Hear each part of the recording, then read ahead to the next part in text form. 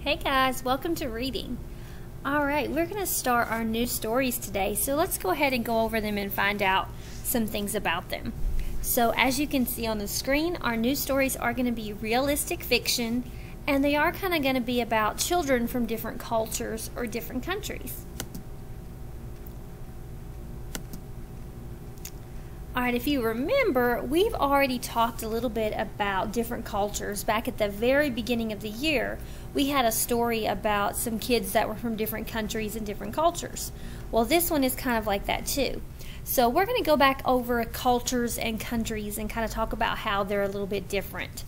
In America, it's very common for people to shake hands. Like if you meet somebody new, you might shake their hand. That's something that we do in America. But in other countries, like in China or Japan, it's common for them to bow when they come to meet somebody new. They don't shake hands. They think that's kind of rude. Or maybe like if you're in France, you might kiss each other on the cheeks if you come and see somebody new instead of shaking their hand. So that's how their countries and their cultures are a little bit different. In America, and pretty much all over, kids like to celebrate their birthdays, of course. And in America, it's common that we might have a party and you'll probably have a cake, you'll blow out the candles. And a lot of kids will celebrate their birthdays with cake. But if you are in Mexico, they might smash the cake in your face. Yeah. That's not something we usually do in America, but it's something they might do in a different country in Mexico. That's just part of their culture. That's what they like to do. In America, it's very common on Easter for kids to go hunt Easter eggs, right? Yeah. But if you were in a different country, you would have a different culture. In Poland or Thailand, which are countries way across the ocean, it's common for people to have a big water fight to celebrate Easter. Yeah, they go around dumping water on each other instead of hunting Easter eggs. Isn't that strange? Yeah, but that's their culture. So that was in Poland or Thailand that they do that. Oops. Another thing that's common, all kids all over the world are going to lose their baby teeth. That's just something that happens. Kids lose teeth. But what they do with the teeth is very different. In America, we usually put the tooth under our pillow, right? And then the tooth fairy's supposed to come and leave us some money. Well, if you were in Greece, they like to throw the tooth on the roof for the tooth fairy. They just throw their tooth up there. Isn't that weird? Well, that's part of their culture. It's what they do in their country. Because kids all over the world are the same and they're different. Alright, so realistic fiction. Both of the stories we're going to look at this week are realistic fiction. Remember, realistic fiction, it's a fiction story. Fiction means made up.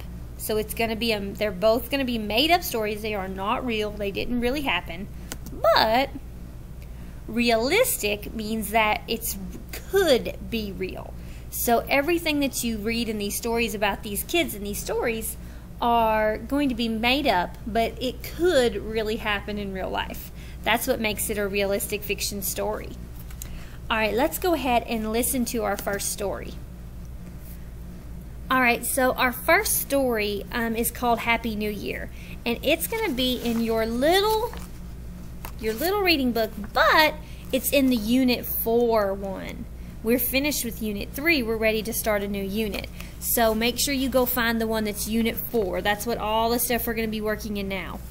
And if you have not picked up Unit 4 from your school, you need to probably go do that. Call the office at your school and ask them if they have the books. Tell them you need a Unit 4 reading book, and they'll know what you need.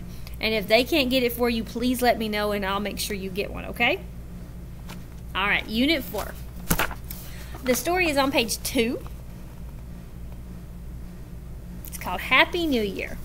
And we're going to read about a little girl that actually gets to celebrate New Year. That's something we just did not long ago, right? We had New Year. She gets to celebrate it in 2 different places. She goes to 2 different countries. and you're going to see how the things are the same and different. Just like what we were talking about, how kids all over the world, a lot of the things that kids do are the same. Doesn't matter where they're at. They like to play games. They like to get out of school. Kids like that are all the same, but there's also very different things that kids around the world do depending on where you live, what country you might live in. So let's read this story, Happy New Year. I celebrated the New Year twice in 1 year. Do you wonder how? I celebrated the holiday in the United States and then in China. On December 31st, our city had a celebration to welcome the New Year. This celebration began with a parade. A band played music and I got my face painted like a lion. Then I watched a man carve animals from ice. We were surrounded by fun. Just before midnight, everyone went to the park. The crowd counted down the last seconds of the old year. And then came my favorite part, the thing I like most. Pop, pop, pop. Fireworks, like a shower of colorful lights sprinkled down from the sky. And that's pretty common in a lot of places on New Year's. There are parades and there's fireworks, and they like to get together and do things like that. So that's pretty common in most of America. People like to do that. Then my family took a plane to China. A plane is huge and travels over the ocean like a whale in the sky. We celebrated the New Year with Grandma. This celebration is different than in the United States. It lasts for 15 days, not just one night. 15 days. After we arrived, Grandma surprised me with new red clothing. She said red brings good luck. On New Year's Eve, we went to Grandma's house. I learned many interesting Chinese customs. One custom is to have a family dinner that includes tasty dumplings. I like dumplings. Then we stepped outdoors to watch a big parade. At the end, a rainbow of firecrackers snapped and popped in the sky. Later that week, we watched the Chinese lion dance. I'd never seen anything like it. Each pair of dancers wore a fancy lion costume made of cloth as yellow as the sun. The dancers leaped through the air and did amazing tricks. We went to the Lantern Festival on the last day. The full moon hung like a balloon in the dark sky. Everyone made paper lanterns that lit up the night. The two celebrations were different. They were the same, too. They had one thing in common. They were both exciting family celebrations to welcome the New Year. And there was the picture of her in China getting to see the parade and the dragon dancers. So it did sound like a lot of the things about New Year in America and China were the same, but there were definitely things that were different, huh? Definitely. We're going to talk about that later on this week. We'll talk about things that are the same and different. We're going to go ahead and look at our vocabulary words that go with this story. You notice those yellow vocabulary words? So here in just a second, you're going to come to our live lesson and we'll go over the vocabulary words, okay? All right. Bye, guys.